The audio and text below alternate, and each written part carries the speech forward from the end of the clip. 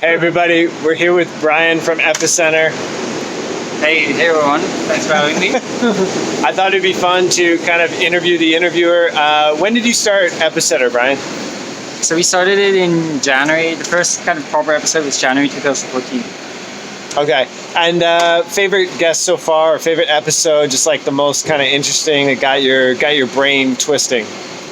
Oh man, there's so many of them. I mean, we had Dappcon a bunch of times, which is great. Actually, also one that was amazing was we had Ralph Merkel on, you know, the guy who did like Merkel Roots and Merkel Speed, invented that. And to talk about, yes, this concept of futurarchy and this DAO democracy, that was super mind-blowing. So I recommend that one. Awesome.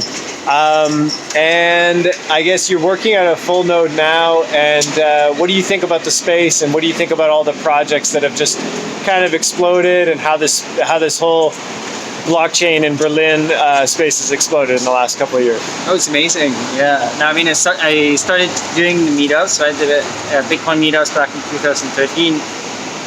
You know, we try to get people together and do talks, and there's hardly anything back then. It's like maybe one company had raised 200,000 euros or something. That, you know, that was like the state of startups. And of course, seeing all this explosion now is awesome.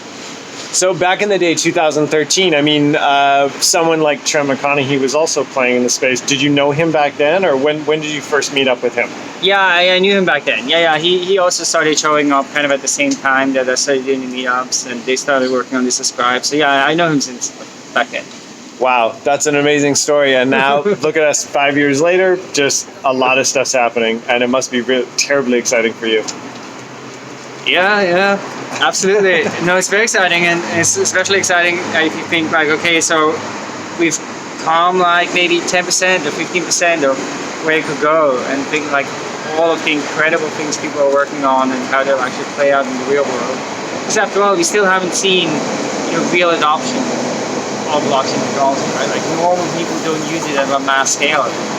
But yeah, I think that will happen, and that will be extremely interesting to see and be a part of. So you mentioned kind of 10-15%. Would that be sort of 10-15% of a build out in perhaps like projects and kind of exploring like the design space of digital scarcity? Is that what you were meaning? And then we haven't seen really real adoption. I mean, we're still at like arguably like 1 or 2% of kind of real adoption. Maybe 1 or 2. Yeah, on the adoption side, maybe 1 or 2% is more it.